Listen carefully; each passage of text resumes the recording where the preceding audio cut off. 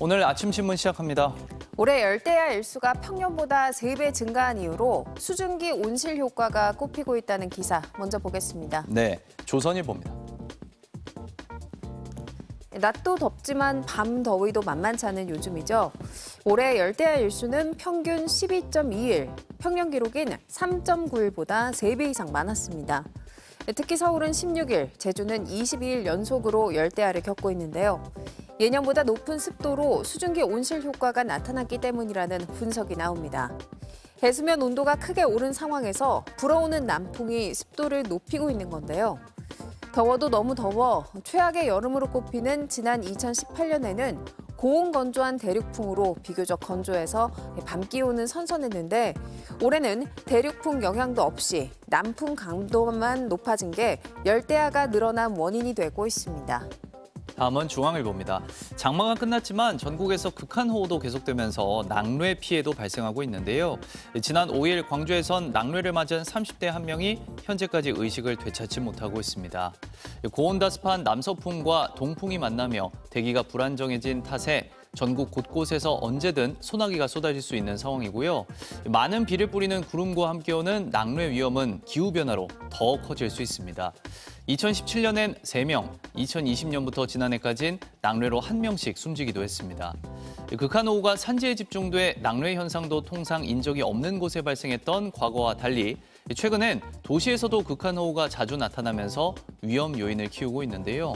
번개를 목격한 뒤 30초 안에 천둥 소리가 들리면 낙뢰 가능성이 있기 때문에 야외에 있다면 건물이나 자동차 안으로 피해야 한다고 신문은 강조했습니다.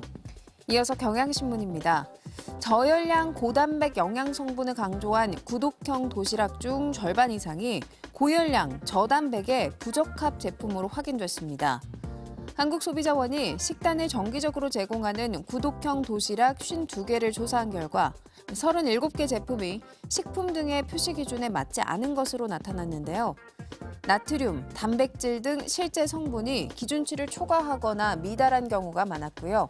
제품에 표기한 영양 성분이 실제 영양 성분과 다른 제품도 33개에 달했습니다. 또 52개 제품 가운데 28개는 당뇨나 비만 억제 효과가 있다거나 해독 작용이 있다는 식으로 광고했는데요. 당뇨나 고혈압 환자 등이 저열량, 저나트륨 표시만 보고 해당 제품을 장기간 섭취하면 건강을 해칠 우려가 있다고 신문은 전했습니다. 다음은 지역신문 기사 살펴보겠습니다. 먼저 경상일보입니다. 동해안을 뒤덮었던 해파리떼가 최근 며칠 새 갑자기 사라지면서 궁금증을 자아내고 있다는 기사입니다.